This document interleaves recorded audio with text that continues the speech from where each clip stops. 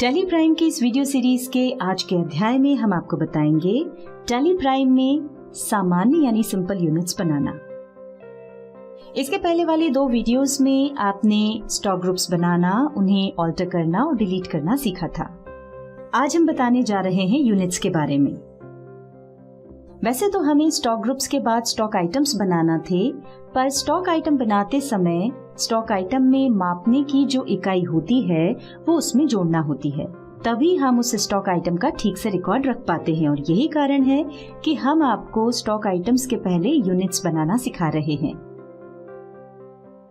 जब हम कोई व्यापार करते हैं तो उसमें माल यानी गुड्स के क्रय और विक्रय का काम किया जाता है। इस क्रय विक्रय के लिए हमें उस माल को नापना, तोलना या गिनना होता है, और इस तरह के काम के लिए जिन इकाइयों का उपयोग करते हैं उन्हें यूनिट्स ऑफ मेजर कहते हैं। जैसे कि शक्कर तोलने के लिए किलोग्राम, दूध नापने के लिए लीटर, कपड़ा नापने के लिए मीटर होता है।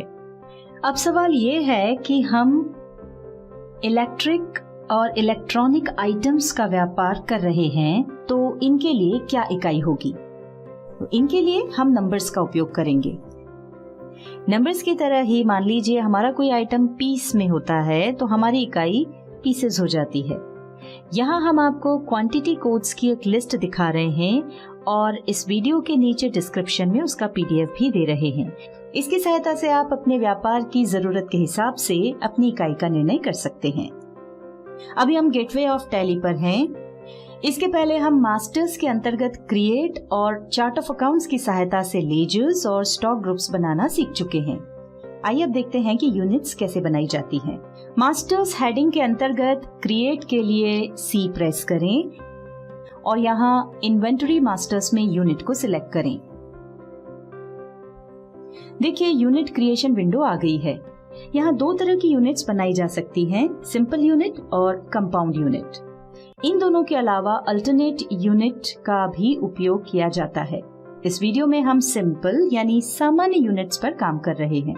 कंपाउंड यूनिट और अल्टरनेट यूनिट के बारे में हम इंटरमीडिएट लेवल में बताएंगे।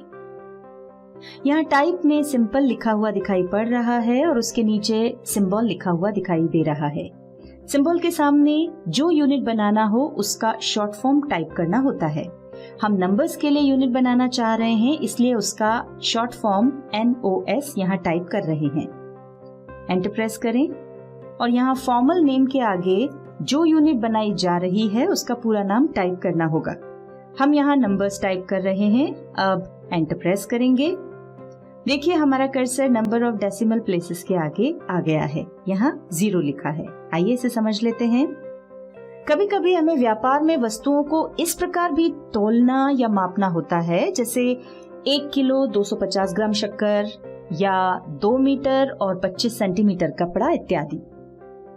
अब मान लीजिए हम किलोग्राम की यूनिट बना रहे हैं तो हमें नंबर ऑफ डेसिमल प्लेसेस के आगे 3 लिखना होगा, और यदि मीटर की यूनिट बना रहे हैं तो 2 लिखना होगा। चूंकि हम इलेक्ट्रॉनिक आइटम्स में डील कर रहे हैं जो कि अपने आप में पूरी वस्तु है, जिसे हम 1, 2, 3 या किसी भी पूरे अंक में ही गिन सकते हैं। यानी हम ये तो नहीं कह सकते कि 1.5 टीवी देना, ये तो पूर्णांक ही रहेगा। मतलब हमें नंबर्स के आगे दशमलव में कोई संख्या नहीं चाहिए, इसलिए हम नंबर ऑफ डेसिमल प्लेसेस के आगे 0 ही रहने दे रहे हैं और एंटर प्रेस करके इस विंडो को एक्सेप्ट कर रहे हैं। अब यदि आपको कोई और यूनिट बनाना है तो बना सकते हैं। हमें कोई यूनिट नहीं बनाना, इसलिए हम वापस गेटवे ऑफ टैली पर चलते हैं।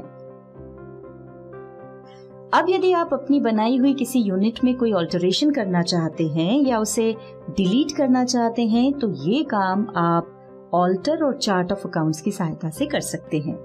उसकी प्रोसेस वही है जो हमने आपको इसके पहले वाली वीडियो में बताई थी।